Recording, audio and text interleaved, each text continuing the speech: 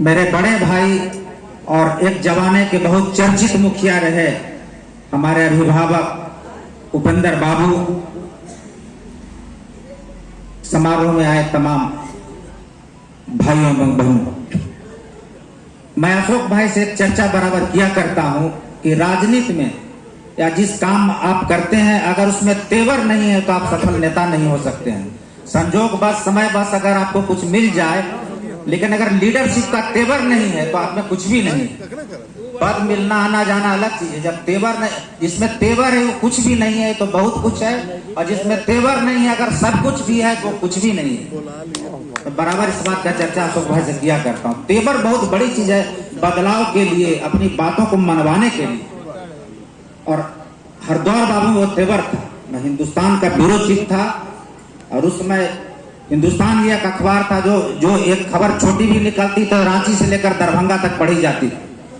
और हरद्वार बाबू बहुत ताकत रखकर डीओ हो, लड़ाई झगड़ा मार पीट तक करके मेरे पास आते थे। उनके खबरों को मैं जनहित में जगह देता था।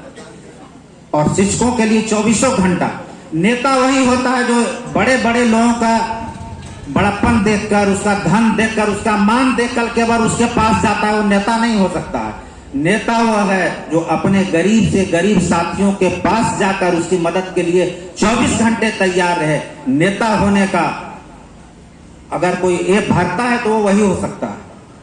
इसलिए हरद्वार बाबू में सारा लीडरशिप का गुण था और उसी तेवर से।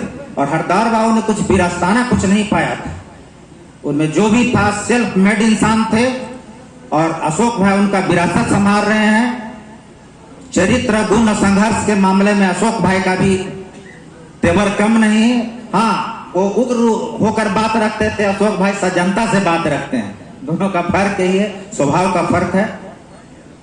और मैं निश्चित कहूंगा विवेक ठाकुर जी से जो अनुज भाई ने मांग रखी वो जनहित की बहुत बड़ी मांग है। हमारे हजारों की आबादी वहां है, अगर यह मांग पूरी होती तो एक जनहित की बहुत बड़ी मांग होगी। मैं ये चंद शब्दों के साथ हरद्वार बाबू को मैं श्रद्धांजलि अर्पित करता हूं। साथ ही देश के महान नेता अटल बिहारी वाजपेयी जी को भी मैं श्रद्धांजलि उनके जन्मदिन पर अर्पित करता हूं।